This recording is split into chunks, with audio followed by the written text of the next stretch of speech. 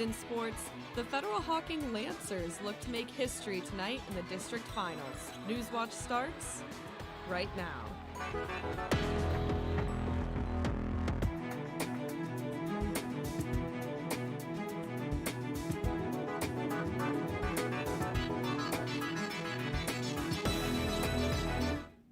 Good evening, I'm Juliana Colant. And I'm Taylor Mondragon. Welcome to Newswatch, your source for news impacting southeastern Ohio.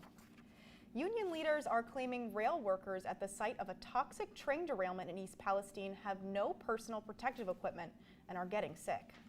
Meanwhile, the NTSB is also out with an update saying the train had problems with some of its pressure valves. Mike Valerio brings us the latest.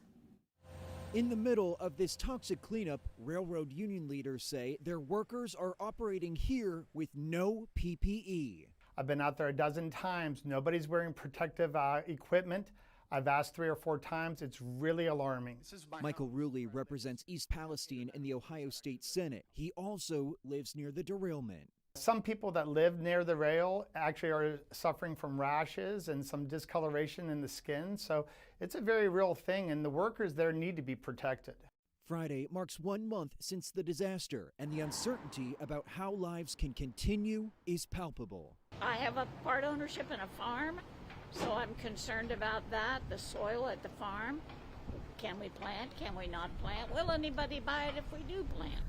In terms of new federal regulations, a bipartisan group of U.S. senators is introducing a bill that will enhance safety procedures for trains carrying hazardous materials, reduce the risk of train wheel bearing failures, boost maximum fines for wrongdoing, and require at least 2-person crews on trains like the one that derailed. The head of the NTSB, who calls this accident 100% preventable, says she looks forward to the CEO of Norfolk Southern testifying before the Senate next week. I would ask him what would he do differently, and how will he protect this community now that there's been a spill, and how will he protect the workers? I'm Mike Valerio reporting. As the cleanup from the East Palestine toxic train derailment continues, an Ohio Senate panel is asking questions about how the work is being conducted. Senators on the committee have questions about how air and water is being monitored and how cleanup from these hazardous contaminants is being conducted. Senator Michael Rulli, who represents the area, says he is encouraged because Ohio EPA has promised it will stay on site. Ohio EMA leaders say they will stay as long as needed to do long-term testing, assist in resource management, and help first responders. The Senate committee will be holding more meetings to determine what actions might need to be taken to increase railroad safety. A constitutional amendment to protect abortion rights is another step closer to appearing before voters in November. Ohio's Attorney General certified the summary language for the ballot measure. Attorney General Dave Yost makes it clear he doesn't support the amendment, but says the summary language was a fair and truthful statement. The Abortion Rights Coalition needs to now get approval from the Ohio Ballot Board before putting the issue on the ballot. This is expected to take a few weeks. Supporters will then have to collect nearly 414,000 valid signatures by July 5th to put the issue before voters in November. And for how it's looking outside, yesterday we were feeling generally pretty warm, kind of on the summer side, and today we're feeling a lot more on the spring side. You can see those were those temperatures yesterday. Right now, how we're looking, Athens 54, the more south you go, a little bit warmer, and then Dayton about 50s, Springfield in those high 40s. So we're definitely on that cool down. Right now out there, 51, clearer skies out there, so with a little bit of a calm wind. So if you're heading out there early night, we're on the cooler side, but definitely warmer than we would be expecting. Going into this for today, that high temperature was about 59, so generally feeling pretty good out there with that low of 38. For tomorrow, we're looking pretty colorful with all these advisories. I'll get back into how that is going to be affecting our weekend. Let's head back to the table. Thanks, Isabella. Students in Morgan County continue online learning as employees at Morgan local schools go on strike for the second day. The district believes its offer is a fair one, with a total raise package of over 13% over 3 years. Members of the union Local 51 says their contract expired last year, but the board and the union hasn't come to an agreement on the wages. Students will be learning remotely the rest of this week, and a decision will be made soon on whether students can go back to in-person learning starting Monday.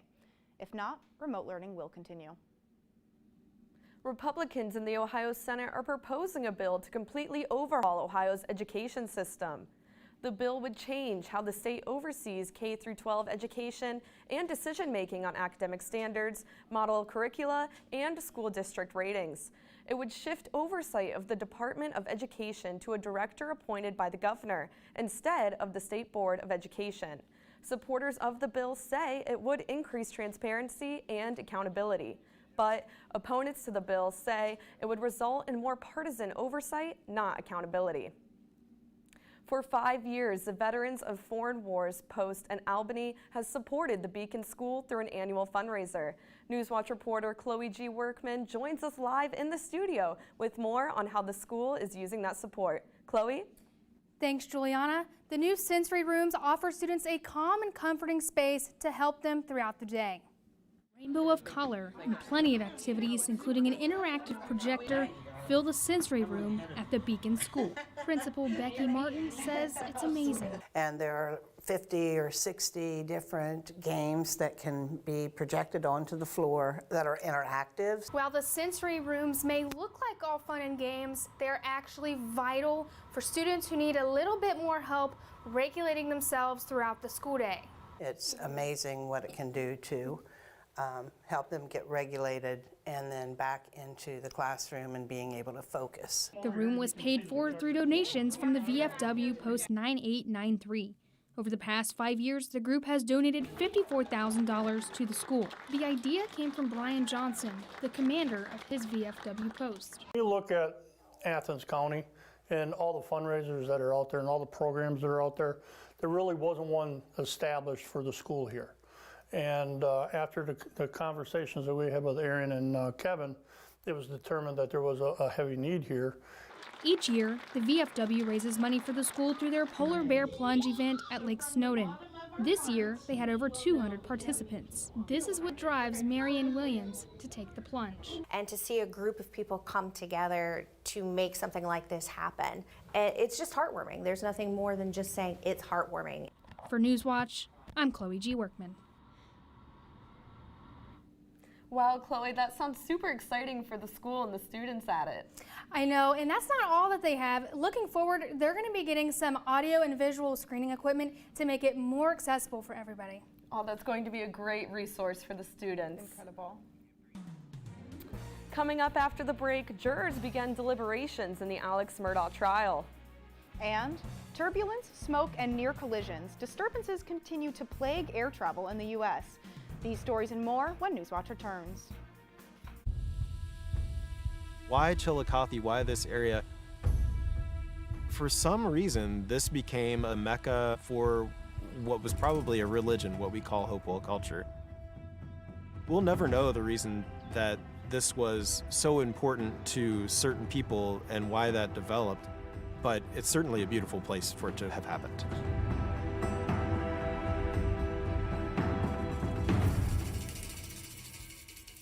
Thanks to viewers like you, we've been able to tell America's stories on this PBS station. Help us continue to tell these stories now and for future generations by including this station in your charitable plans.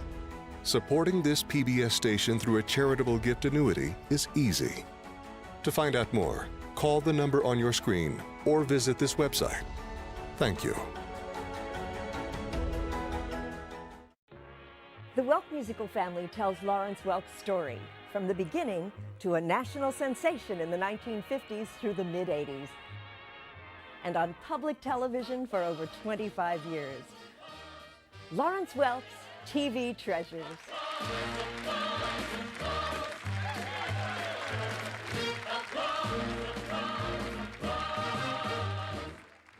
Saturday at 7 on WOUB.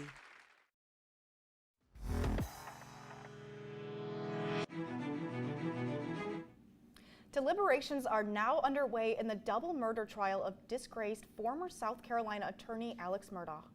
Murdaugh has pleaded not guilty to 2 counts of murder and 2 weapons charges in the June 2021 killings of his wife and youngest son. Gloria Pezmino has the latest from South Carolina. The defense for Alec Murdaugh Thursday presenting to jurors their argument for reasonable doubt. What we know is 3 out of those 4 things that you're going to be deliberating on for the indictments that return aren't true. No blood spatter, no GSR rain jacket that's ever been connected to Alex whatsoever, and there's no loaded gun. So we're left with the lie. During the 6 weeks of testimony, Murdaugh admitting on the stand he lied to investigators about where he was on the night his wife Maggie and son Paul were murdered. Murdaugh acknowledging it's his voice in the background of a video Paul took at the family's dog kennels, moments before he and Maggie were killed there. The defense says that doesn't prove Murdaugh murdered his wife and son. Attorney Jim Griffin replaying witness testimony for the jury. He adored her. He loved her. He adored her. The defense asserting law enforcement, quote, failed miserably in investigating this case. Why did they never take DNA samples off of Maggie's clothes, her dress? Why did they never take DNA samples off Paul's clothes? The prosecution getting the last word. Richard Alexander Murdaugh, who has lied and lied and lied and lied, and it's been okay. We respectfully request it stops here today. No, it's not okay. In Walterboro, South Carolina, I'm Gloria Pezmino reporting. Even if the jury finds Alex Murdaugh not guilty, he still faces 99 charges of alleged financial crimes. Travel disturbances continue to stack up in America's troubled skies. The Federal Aviation Administration is now investigating after significant turbulence during a Lufthansa flight from Texas left several people injured. Ivan Rodriguez has the latest. This scattered debris, the aftermath of major turbulence on board a flight from Texas to Germany, resulting in 7 people transported to hospitals and the plane diverted to Virginia. Meanwhile, another flight from Dallas to Orlando diverted to Jacksonville and landed safely after smoke filled the cabin. The Spirit Airlines crew reported a battery in an overhead bin caught fire. It was a lucky thing we got to it right away. We averted a major problem. And in Pennsylvania, a suspect making his first appearance in court Thursday, accused of trying to bring explosives in his checked luggage. The airport process seems to have stood up and worked as intended, which is definitely a good sign. These air travel disturbances are the latest in what appears to be a growing list of incidents that have left flyers on edge, including 5 near collisions involving commercial planes on U.S. runways this year. The pilots did a really incredible job. I mean, we came in, it was a scary situation. President Joe Biden's nominee to lead the FAA, promising to protect air travelers at a confirmation hearing this week. The safety of the traveling public will remain my top priority. While the head of the NTSB has called for a safety review. We have to make sure that our focus is first and foremost on safety. The aviation community and aviation is incredibly safe. We are the gold standard. I'm Ivan Rodriguez reporting. Access to food stamps as some pandemic benefits come to an end. That story's still ahead. And in weather, how this little blip is going to be impacting our Friday. And to stay up with the latest on Newswatch, check us out on our Instagram, Twitter, and our YouTube. The Welk musical family tells Lawrence Welk's story, from the beginning to a national sensation in the 1950s through the mid-80s, and on public television for over 25 years. Lawrence Welk's TV Treasures.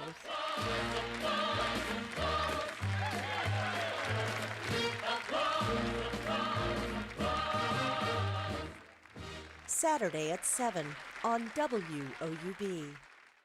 Can you all live the ultimate retirement? You can. Acclaimed personal finance expert Susie Orman provides essential advice to make your retirement more successful and secure. Every little action that you take can make a tremendous difference. It's never too soon to begin. fear no more. Susie Orman's Ultimate Retirement Guide. Saturday at 2 on WOUB. Thanks to viewers like you, we've been able to tell America's stories on this PBS station. Help us continue to tell these stories now and for future generations by including this station in your charitable plans. Supporting this PBS station through a gift of stock is easy. To find out more, call the number on your screen or visit this website. Thank you.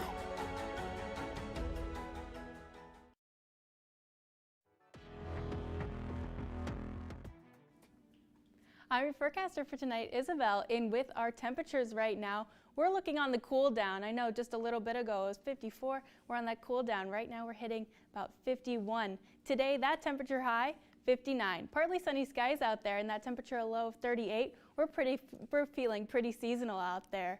Going into tonight, that overnight low of 38 is going to be hitting us later. The chance of showers is just starting tonight. So I'll definitely be getting into those showers that are going to be impacting us. All of this pink and purple are our watches for tonight. So starting at 4 a.m. is going to be our flood watch. That 4 a.m. flood watch is going to be starting again at 4 a.m. and going until Saturday at 4 a.m. And then that wind advisory that's all over, painting our map purple, is our wind advisory. That's going from 7 a.m. tomorrow until 7 a.m. Saturday. So all of Friday we're going to be feeling windy and that rain. You could see how the jet stream is going to be bringing in this low pressure system that is going to be bringing us that rain. Just seeing now the clouds, and it's just brewing in here, going to be hitting us tomorrow. That temperature high of 60, a little bit warmer, but again, that 100% chance of showers for all day tomorrow. That temperature low about 36 will be hitting us later in the night. So how is it going to be hitting us? That low pressure system is going to be sitting more in like the Indiana, Illinois area, but we are going to be getting the kind of the front half of it going into tomorrow. Going into tomorrow night, it's still going to be hitting us. Going to be a little bit more of the intense pressure, going to be definitely more on the, going to be more hitting Columbus, kind of leaving Athens in a little bit of a lighter spot, but definitely going to be hitting us all day tomorrow. How much rain are we going to be getting? That's what we're going to see in this kind of graphic. The closer you get into Columbus, right here in Athens, Parkersburg, that's going to be our marginal rains. The more closer you go to Kentucky, again, Louisville, Bowling Green, that's where that very intense rain is going to be happening. But we are still going to be getting that rain all day tomorrow. How is that going to affect our weekend? Well, Friday, that 100% chance of showers. Saturday, partly sunny skies, so we're going to be leaving those rain chances behind. That high of 53, that low of 33, and Sunday, that high of 56 and low of 34. So again, that rain chance is going to be hitting us in that early Friday, that weekend. Going into the rest of the week, Monday there's that chance of showers again, that 20% chance of showers on Monday, and that high of about 67. So we're back on that track of having about one day a week where we're going to be close to 70. Going into the rest of the week, we're feeling pretty seasonal with those partly sunny skies. Let's send it back to Juliana. Thanks, Isabel. Extended food stamp benefits are ending for millions of American families across the country. Now, American households will have even fewer dollars to put food on their table. Shelley Malashi has a look at the impact of the reduced benefits. Starting this month, it's going to get harder for millions of American families on food stamps to afford groceries. On Wednesday, additional benefits allocated for the Supplemental Nutrition Assistance Program, or SNAP, ended nationwide. It's a big impact no matter what age group you're looking at. Lawmakers voted to end that additional emergency funding last month, 3 years after they approved it during the COVID-19 pandemic. And with the allotments going away, people will be back to an average of only $6 a person a day for food. That's what the SNAP allotment is. According to the latest federal data, in November, more than 42 million Americans were getting food stamp assistance. Now recipients will be getting a reduced amount, an average of about $90 a month less in benefits. My income hasn't changed. So I have to find another way to make up that money that we were getting. The end comes at a really difficult time. Low-income families are already struggling to stretch their dollars to purchase essential items amid high inflation. I'm going to have to go to a food bank now. I don't want to have to go to a food bank. So what can you do? The USDA recommends applying for other food and nutrition services if you qualify, like the Summer Food Service Program. Last year, Congress passed legislation that created a permanent program providing funds to families of about 30 million children to buy groceries in place of school meals during summer break. And there's also WIC, the Special Supplemental Nutrition Program for women, infants, and children. For Consumer Watch, I'm Shelley Malashi. Coming up in sports, the Federal Hockey Lancers are currently underway in the district finals. Find out an update when Newswatch returns. And be sure to stay tuned to WOUB, as here's a look at what's coming up tonight on your public television station. Thanks to viewers like you, we've been able to tell America's stories on this PBS station. Help us continue to tell these stories now and for future generations by including this station in your charitable plans. Supporting this PBS station through a gift of securities is easy. To find out more, call the number on your screen or visit this website. Thank you. Donate your car, truck, or boat today, and in addition to supporting the programs you love, you'll also qualify for our most popular member benefit, PBS Passport. With Passport, you can watch incredible documentaries and dramas from Masterpiece, American Experience, Ken Burns, Henry Louis Gates Jr., Nova, Nature, and more. So skip the hassle of selling that car you don't use anymore. Go online or give us a call right now. Welcome back, I'm Joe Collins. That federal hockey game, it's only the biggest game in federal hockey and basketball history probably. So the Lancers are currently underway in their district final at the Convocation Center just down the road. This is the first time federal hockey has been in the district final since 1970. If they were to win it, it would be their first district title since that year as well. Standing in the way of setting history tonight is Portsmouth Notre Dame. At halftime, the score of the game is currently 33-28 for federal hockey. The winner of this game will take on the winner of the Division IV East District Final between Berlin Highland and Hannibal River. That game would take place on March 7th at the Convocation Center. Staying in the convo, but going back a night, the Ohio women's basketball team had one last chance to stay alive in the race for the final spot in the MAC tournament. That small glimmer of hope the Bobcats had has faded away. The rival Miami Redhawks put down the Bobcats by a final score of 81-75. With the loss, the Bobcats fell to 4-13 in conference play and are now officially eliminated from postseason contention. This is the first time the Bobcats have missed the MAC tournament since 1999, ending a 23-year streak. Ohio will play its final home game this Saturday against Eastern Michigan. That game will take place at 1 p.m. But don't worry, Ohio will still be represented at the MAC tournament, as its men team clinched a spot in the tournament last week, but still has one game left before then. The Bobcats will play their final game of the regular season tomorrow against Bowling Green. That game will act as the senior day for three Bobcats, Miles Brown, Ben Roderick, and Dwight Wilson III, and has big implications on seeding for the fifth-ranked Cats. Head coach Jeff Bowles talked about the matchup with the Falcons Tuesday night after their loss to Kent State. Third game is 7 days for them and us, so we got to find a way. We got to get rested, come in with the right mindset, focused tomorrow, and prepare for Friday. He's a very loud speaker, isn't he? Moving away from basketball and going to the great outdoors, the Ohio softball team kicks off the EKU Colonel Classic at the top of the hour against the Dayton Flyers. The Bobcats have struggled recently, losing 9 of their last 10 games. However, their goal for non-conference play was to play harder opponents in order to prepare for the young group for the MAC play. Bright spot has been the play of freshman Belle Hummel, who leads the team with 14 hits, 5 stolen bases, and a batting average of .389, one of only 2 Bobcats batting over 300. Going back inside and turning down the temperature to freezing, the Ohio hockey team's regular season ended, but now they have a chance to contend for an ACHA national championship. Bobcats will have a near 3-week break before they have to play again. That will be on March 17th, where they play the winner of 15th-seeded Illinois State and 18th-seeded Indiana, Pennsylvania. Bobcats jumped Adrian College and UNLV to finish the year ranked number 2 in the ACHA. Head coach Lionel Marone says he thinks this group has what it takes to bring home a national title. And going back to earlier when I was talking about federal hockey, You could just see our Hardwood Heroes reporters were at the school right before the game.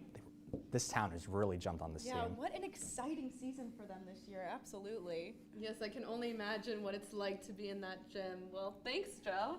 And speaking of federal hawking, the Federal Hawking High School principal shaved his head in support of the boys basketball team. Like Joe said, the team is heading to district finals for the first time in 50 years. It was a rowdy pep rally as the Lancers student body packed their gymnasium to celebrate this huge accomplishment. And it looks like Federal Hawking's principal is going to need a hat for his shaved head with the cold weather we have coming our way. Yes, going into tonight, that overnight low is about 38. That chance of showers is just starting tonight. Going into tomorrow, that high of about 60 and that low of 36, that 100% chance of showers that is going to leave our general area getting that hit pretty hard. We're going to be getting about half an inch of rain, but throughout the entire day. And those watches that are going to be hitting us. That wind advisory that is going to be bringing about 40-mile-per-hour wind gusts that is going to be, again, from all day tomorrow, and that flood watch that is going to be hitting us all day tomorrow. That weekend we're having showers, and going into the rest of the week, we're looking pretty seasonal again. Excited for those temperatures to warm back up like they were yesterday, for sure. For sure. Absolutely. It's just crazy how warm it's really been this entire month, really. It's definitely a little unseasonal. Absolutely. And that does it for our broadcast this evening. Thank you for watching. For all of us here at Newswatch, I'm Taylor Mondragon. And I'm Juliana Colant. Stay tuned for the PBS NewsHour coming up next. And remember, you can find the latest news anytime at woub.org. And now we are going to have a look at the convo.